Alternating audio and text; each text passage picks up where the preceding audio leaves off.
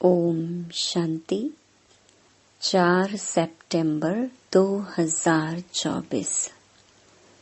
बाबा के महावाक्य।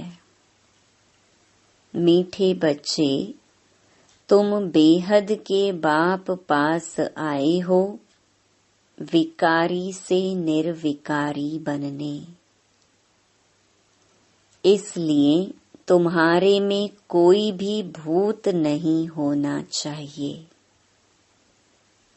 प्रश्न: बाप अभी तुम्हें ऐसी कौन सी पढ़ाई पढ़ाते हैं जो सारे कल्प में नहीं पढ़ाई जाती?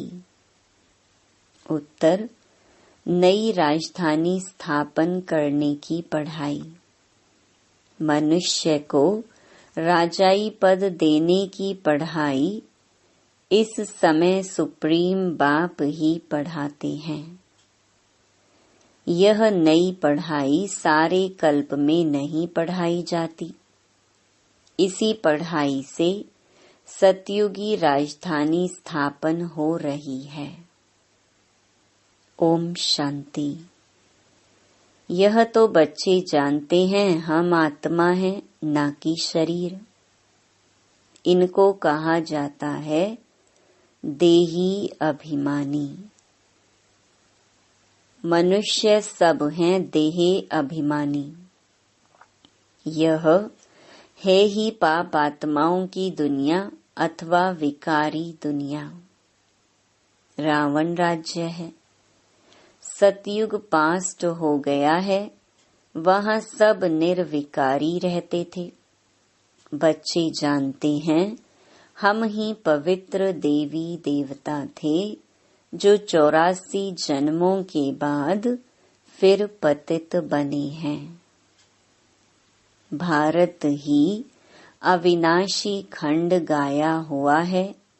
जब भारत में लक्ष्मी नारायण का राज्य था, तब इसे नई दुनिया, नया भारत कहा जाता था।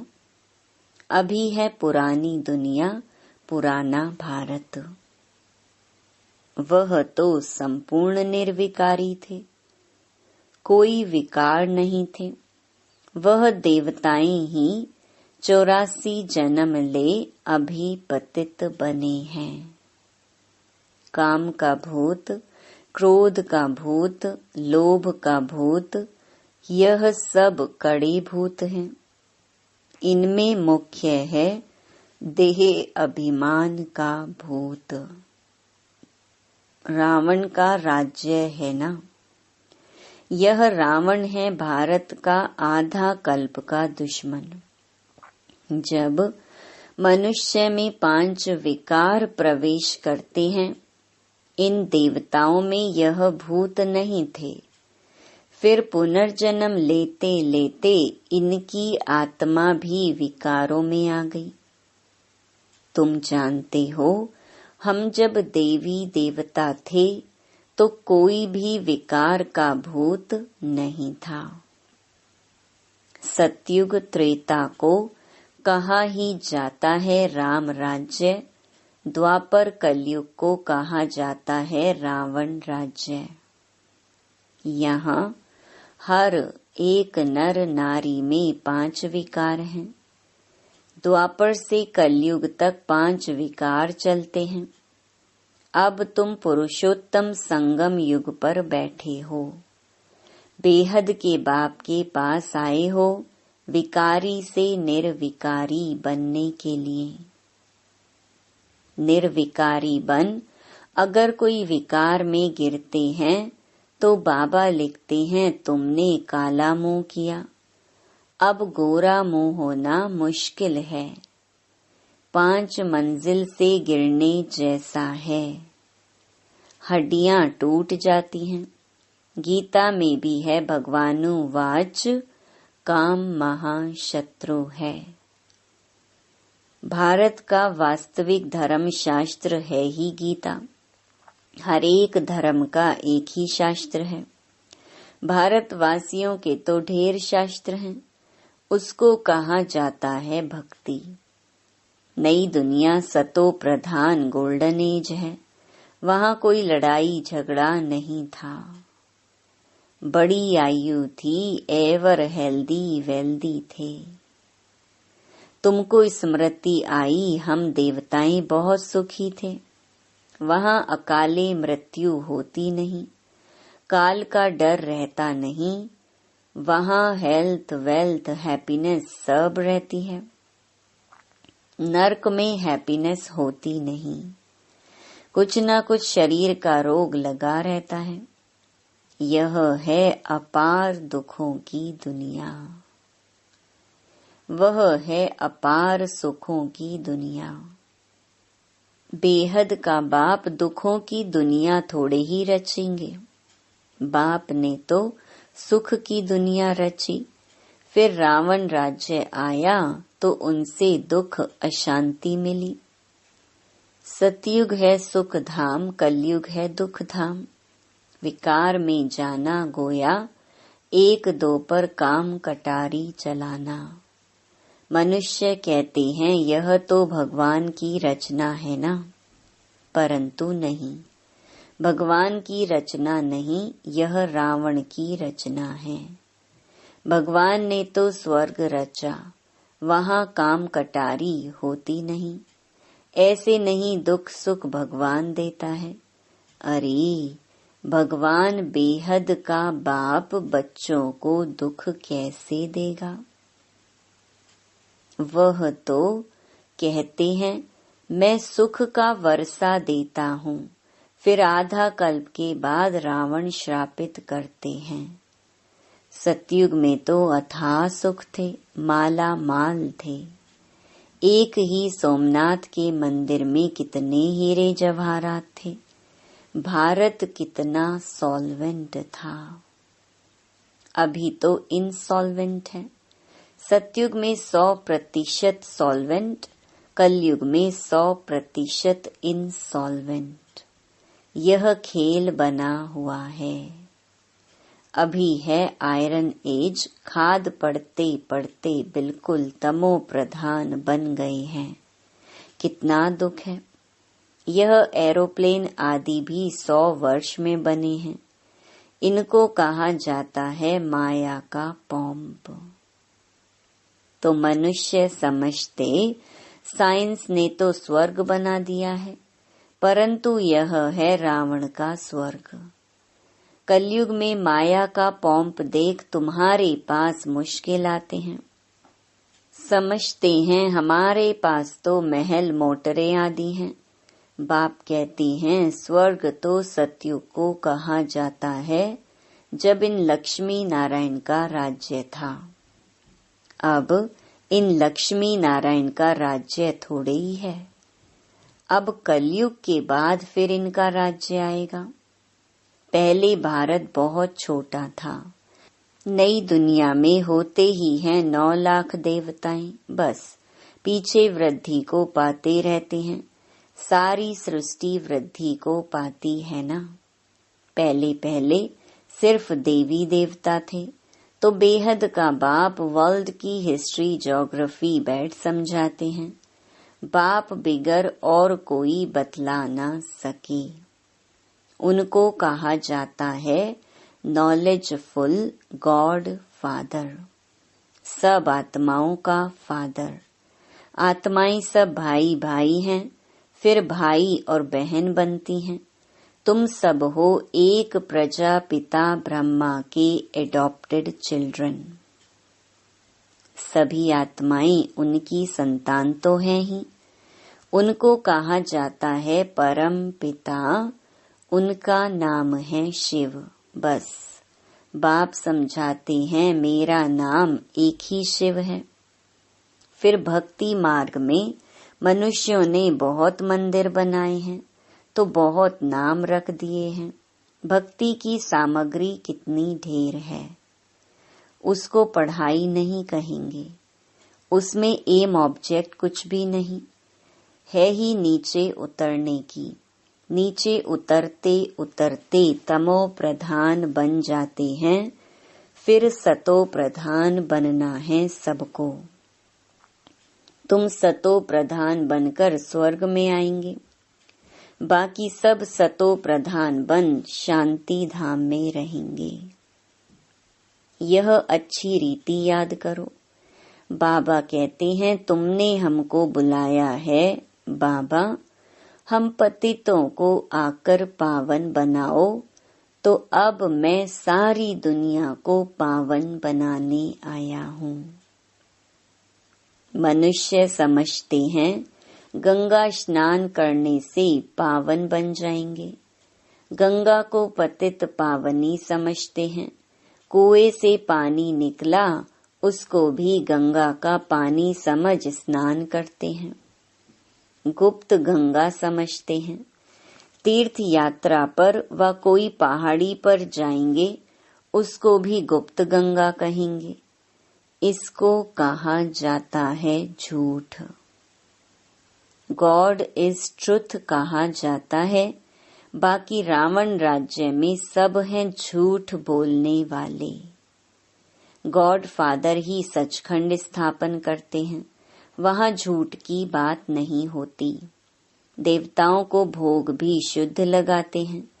अभी तो है आसुरी राज्य, सतयुग त्रेता में है ईश्वरीय राज्य, जो अब स्थापन हो रहा है। ईश्वर ही आकर सबको पावन बनाते हैं। देवताओं में कोई विकार होता नहीं।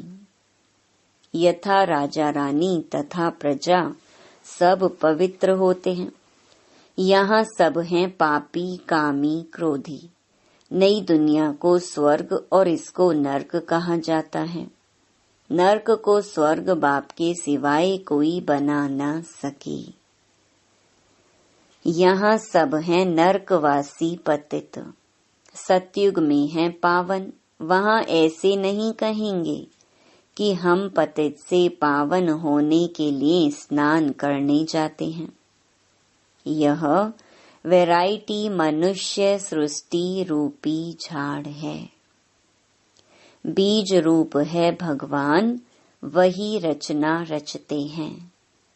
पहले पहले रचते हैं देवी देवताओं को, फिर वृद्धि को पाते पाते इतने धर्म हो जाते हैं। पहले एक धर्म, एक राज्य था, सुख ही सुख था। मनुष्य चाहते भी हैं विश्व में शांति हो। वह अभी तुम स्थापन कर रहे हो, बाकी सब खत्म हो जाएंगे। बाकी थोड़े रहेंगे। यह चक्र फिरता रहता है। अभी है कलयुग अंत और सतयुग आदि का पुरुषोत्तम संगम युग। इसको कहा जाता है कल्याणकारी पुरुषोत्तम संगम युग। कलयुग के बाद सतयुग स्थापन हो रहा है। तुम संगम पर पढ़ते हो, इसका फल सतयुग में मिलेगा। यहाँ जितना पवित्र बनेंगे और पढ़ेंगे, उतना ऊंच पद पाएंगे। ऐसी पढ़ाई कहाँ होती नहीं। तुमको इस पढ़ाई का सुख नई दुनिया में मिलेगा। अगर कोई भी भूत होगा तो एक तो सजा खानी पड़ेगी, दूसरा फिर वहाँ कम पद पाएंगे। जो संपूर्ण बन औरों को भी पढ़ाएंगे तो ऊंच पद भी पाएंगे। कितने सेंटर्स हैं, लाखों सेंटर्स हो जाएंगे। सारे विश्व में सेंटर्स खुल जाएंगे। पाप आत्मा से पुण्य आत्मा बनना ही है। तुम्हारी एम ऑब्जेक्ट भी है। पढ़ाने वाला एक शिव बाबा है। वह है ज्ञान का सागर, सुख का सागर। बाप ही आकर पढ़ाते हैं। यह नहीं पढ़ाते, इनके द्वारा वह पढ़ाते हैं। इनको गाया जाता है भगवान का रथ, भाग्यशाली रथ। तुमको कितना पद्मा पदम भाग्यशाली बनाते हैं। तुम बहुत साहूकार बनते हो, कभी भी बीमार नहीं पड़ते। हेल्थ, वेल्थ, हैप्पीनेस सब मिल जाता है। यहाँ भल धन है परंतु बीमारियां आदि हैं। वह हैप्पीनेस रह न सके, कुछ न कुछ दुख रहता है। उनका तो नाम ही है सुख धाम, स्वर्ग, पैराडाइज। इन लक्ष्मी नारायण को यह राज्य किसने दिया, यह कोई भी नहीं जानते। यह भारत में रहते थे, विश्व के मालिक थे।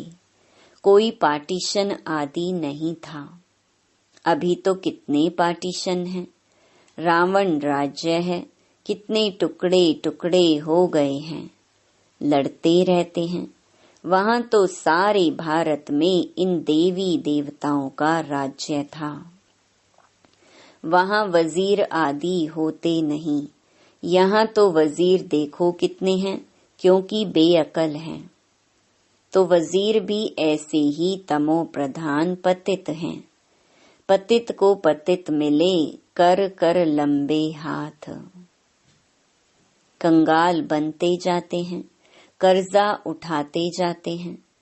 सतयुग में तो अनाज फल आदि बहुत स्वादिष्ट होते हैं।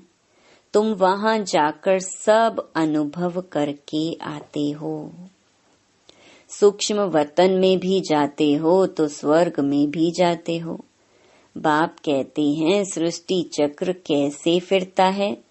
पहले भारत में एक ही देवी देवता धर्म था, दूसरा कोई धर्म नहीं था। फिर द्वापर में रावण राज्य शुरू होता है। अभी है विकारी दुनिया, फिर तुम पवित्र बन निर्विकारी देवता बनते हो। यह स्कूल है। भगवान उवाच, मैं तुम बच्चों को राजयोग सिखलाता हूँ। तुम भविष्य में यह बनेंगे। राजाई की पढ़ाई और कहीं नहीं मिलती। बाप ही पढ़ाकर नई दुनिया की राजधानी देते हैं। सुप्रीम फादर टीचर सतगुरु एक ही शिव बाबा है। बाबा माना जरूर वर्षा मिलना चाहिए। भगवान जरूर स्वर्ग का वर्षा ही देंगे। रावण जिसको हर वर्ष जलाते हैं, यह है भारत का नंबर 1 दुश्मन। रावण ने कैसा असुर बना दिया है।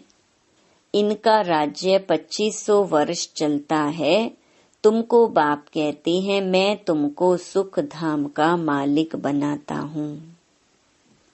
रावण तुमको दुख धाम में ले जाते हैं। तुम्हारी आयु भी कम हो जाती है। अचानक अकाले मृत्यु हो जाती है। अनेक बीमारियां होती रहती हैं। वहां ऐसी कोई बात नहीं होती। नाम ही है स्वर्ग। अभी अपने को हिंदू कहलाते हैं क्योंकि पतित हैं, तो देवता कहलाने लायक नहीं हैं। बाप इस रथ द्वारा बैठ समझाते हैं। इनके बाजू में आकर बैठते हैं तुमको पढ़ाने। तो यह भी पढ़ते हैं। हम सब स्टूडेंट हैं। एक बाप ही टीचर है। अभी बाप पढ़ाते हैं, फिर आकर 5000 वर्ष के बाद पढ़ाएंगे। यह ज्ञान, यह पढ़ाई फिर गुम हो जाएगी। पढ़कर तुम देवता बने, 2500 वर्ष सुख का वर्षा लिया, फिर है दुख रावण का श्राप। अभी भारत बहुत दुखी है। यह है दुख धाम। पुकारते भी है ना, पतित पावन आओ, आकर पावन बनाओ। अभी तुम्हारे में कोई भी विकार नहीं होना चाहिए, परंतु आधा कल्प की बीमारी कोई जल्दी थोड़ी ही निकलती है। उस पढ़ाई में भी जो अच्छी रीति नहीं पढ़ते हैं वह फेल होते हैं। जो पास विद ऑनर होते हैं वह तो स्कॉलरशिप लेते हैं। तुम्हारे में भी जो अच्छी रीति पवित्र बन फिर दूसरों को बनाते हैं, तो यह प्राइज लेते हैं। माला होती ही है 8 की। वह है पास विद ऑनर।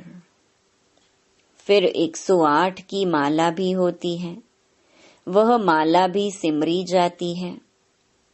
मनुष्य इसका रहस्य थोड़े ही समझते हैं। माला में ऊपर है फूल, फिर होता है डबल दाना मेरू। स्त्री और पुरुष दोनों पवित्र बनते हैं। यह पवित्र थे ना, स्वर्गवासी कहलाते थे।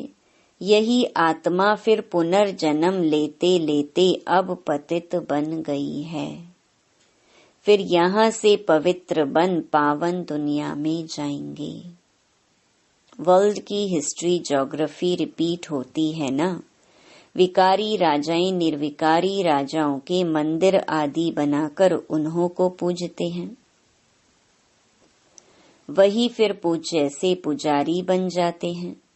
विकारी बनने से फिर वह लाइट का ताज भी नहीं रहता है। यह खेल बना हुआ है, यह है बेहद का वंडरफुल ड्रामा। पहले एक ही धर्म होता है जिसको राम राज्य कहा जाता है, फिर और धर्म वाले आते हैं। यह सृष्टि का चक्र कैसे फिरता रहता है सो एक बाप ही समझा सकते हैं। भगवान तो एक ही है। अच्छा, मीठे मीठे सिकिलधे बच्चों प्रति मात पिता बाप दादा का याद प्यार और गुड मॉर्निंग। रूहानी बाप की रूहानी बच्चों को नमस्ते। धारणा के लिए मुख्य सार। पहला, स्वयं भगवान टीचर बनकर पढ़ाते हैं, इसलिए अच्छी रीति पढ़ना है। स्कॉलरशिप लेने के लिए पवित्र बनकर दूसरों को पवित्र बनाने की सेवा करनी है। दूसरा, अंदर में काम क्रोध आदि के जो भी भूत प्रवेश हैं उन्हें निकालना है। एम ऑब्जेक्ट को सामने रखकर पुरुषार्थ करना है। वरदान, माया की छाया से निकल याद की छत्र छाया में रहने वाले बेफिक्र बादशाह भव। जो सदा बाप के याद की छत्र छाया के नीचे रहते हैं, वो स्वयं को सदा सेफ अनुभव करते हैं। माया की छाया से बचने का साधन है बाप की छत्र छाया। छत्र छाया में रहने वाले सदा बेफिक्र बादशाह होंगे। अगर कोई फिक्र है तो खुशी गुम हो जाती है। खुशी गुम हुई, कमजोर हुए तो माया की छाया का प्रभाव पड़ जाता है, क्योंकि कमजोरी ही माया का आवाहन करती है। माया की छाया स्वप्न में भी पड़ गई तो बहुत परेशान कर देगी। इसलिए सदा छत्र छाया के नीचे रहो। स्लोगन, समझ के स्क्रू ड्राइवर से अलबेलेपन के लूज स्क्रू को टाइट कर सदा अलर्ट रहो। ओम शांति।